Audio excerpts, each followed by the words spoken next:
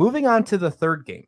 And I think this is going to be, again, all these games are fantastic for throughout the entire Shriners Classic. But moving on to the third game, this one's at 5 o'clock. The spread's even on this one. I think that one's pretty cool. Colorado State taking on South Carolina. Another two teams of unbeaten. We got 3-0 Colorado State taking on 2-0 South Carolina.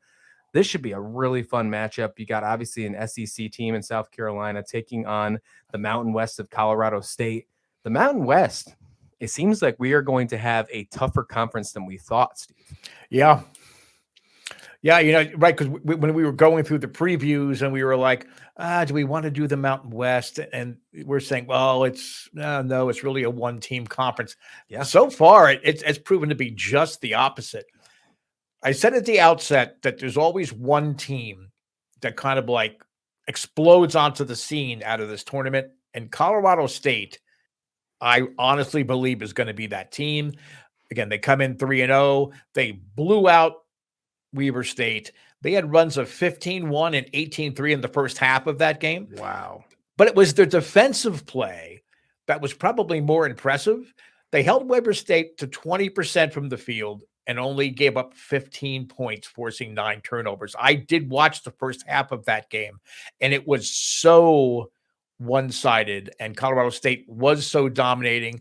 As much as I wanted to watch, the train wreck that was going to happen in the second half, I went on to another game because it was obvious. And I remember, it's funny you talked about the Mountain West, because when I was watching this game, I remember conversations we were having about, it's a one-team conference. Right. I don't know, and there was some favorable write-ups on Colorado State, in a lot of the periodicals, a lot of the online sites.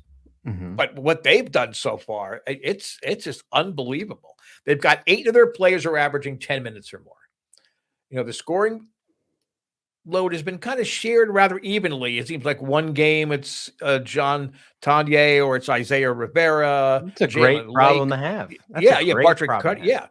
And the Rams love to run the ball up and down the court. They love that fast pace offense, and they will press both at the half court and the full court, and they'll do it almost, it seems, randomly throughout the game. So that'll be interesting to see how South Carolina responds to that. What's your outlook on South Carolina? Yeah, South Carolina is a team that you look at their wins, and they're both, cardiac wins, if you will. A 3-point win against South Carolina State, a 2-point victory against Clemson.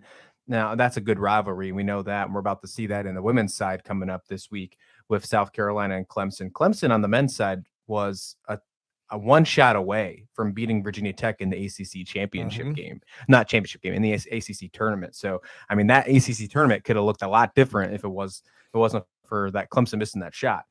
That's a good team. South Carolina, though, when you look at this squad, they have 4 players that are averaging over double digits in the first 2 games. Yep. And you got a tie for first with Brown and Jackson at 15 points per game, Wright's at 12, and you got Carter Jr. at 10.5. So you talk about distributing the basketball, they're doing the exact same thing as well. Looks like that's a blueprint for success early in the season, which is a fantastic thing to see. When I look at this team, when I look at trying to go comparisons against back and forth, my only issue with South Carolina is they have had an issue, even though they have 4 players in double digits. Overall, as a team, they're not shooting that great. Their field goal percentage is below 40%. They got to be able to figure that out, especially against the Rams squad that's shooting almost close to 55% from the field. If that disparity remains the same, Colorado's going to run away with this game, and it's not going to be one of those cardiac wins or losses for South Carolina like they've seen so far this season. Yeah, well, they did drill 10 3-pointers in Clemson game. So that's a positive thing. They're not taking a lot of really good high percentage shots, so I think that skews the percent a little bit. They did make up a 7-point halftime deficit. So again, that's another positive deal. PJ Hall, who had been out injured for the end of last year, played his first game of the year. He looked really good against Clemson. He had 15 points, 5 boards, a block, and a steal. That adds another weapon if you will, for the Gamecocks. On the offensive end, he's a pretty good defensive player as well. I'm going with Colorado State here. In fact, I'll go out on the thing and say Colorado State wins the Charleston Classic. I mean, I really, really think that they are a team that people are going to look back, over the weekend as you get into the, the second round and the championship bracket and say, wow, where did these guys come from? So I'm going with Colorado State in this one. That's not a knock on South Carolina. They found a way to get, the wins, especially that nail biter against Clemson. But I think Colorado State wins and wins pretty convincingly here. All right, and that one is going to be at 5 o'clock Eastern. Well, that's the scheduled tip-off.